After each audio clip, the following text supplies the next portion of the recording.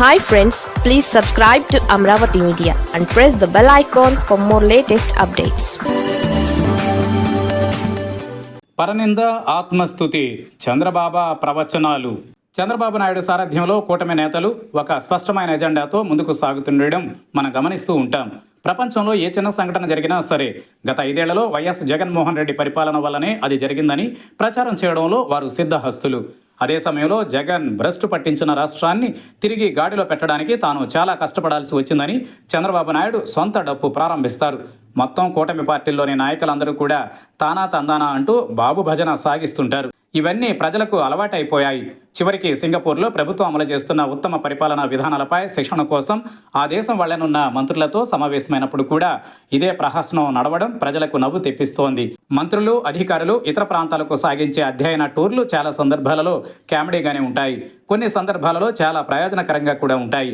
అలాంటిది ఇప్పుడు ఉత్తమ పరిపాలనా పద్ధతులపై సింగపూర్ ప్రభుత్వం నిర్వహిస్తున్న శిక్షణకు ఏపీ నుంచి మంత్రులు కొందరు వెళుతున్నారు. 21 నుంచి 27 వరకు ఈ శిక్షణ జరుగుతుంది. మన వాళ్ళు నిజంగానే ఏమైనా నేర్చుకునే ఉద్దేశంతో ఉంటే ఇలాంటి శిక్షణల వల్ల ఉపయోగం ఉంటుంది.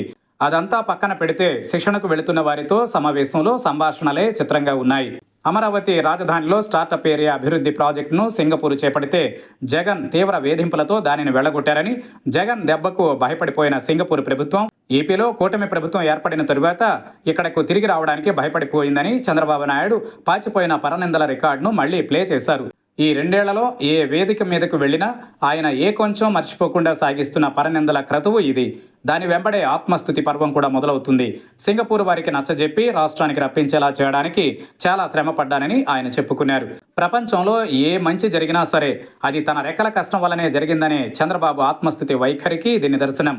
ఈ రెండింటిని మించి ఈసారి సమావేశంలోని మంత్రులు బాబు గారిని భజన చేయడానికి పూనుకోవడం గమనించాల్సిన సంగతి.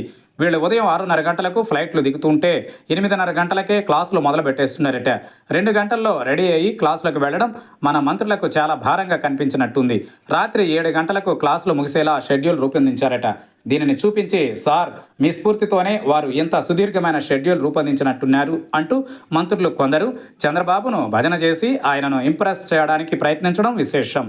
ఆ మాటలకు మురిసిపోయిన చంద్రబాబు వెనువెంటనే బాబా అవతారం ఎత్తి అందరూ బాగా కష్టపడాలని, ఎప్పటికప్పుడు అప్డేట్ అయితేనే సమర్థంగా పనిచేయగలమని తన వంతు ప్రవచనం చెప్పడం ఇంకో కామెడీ.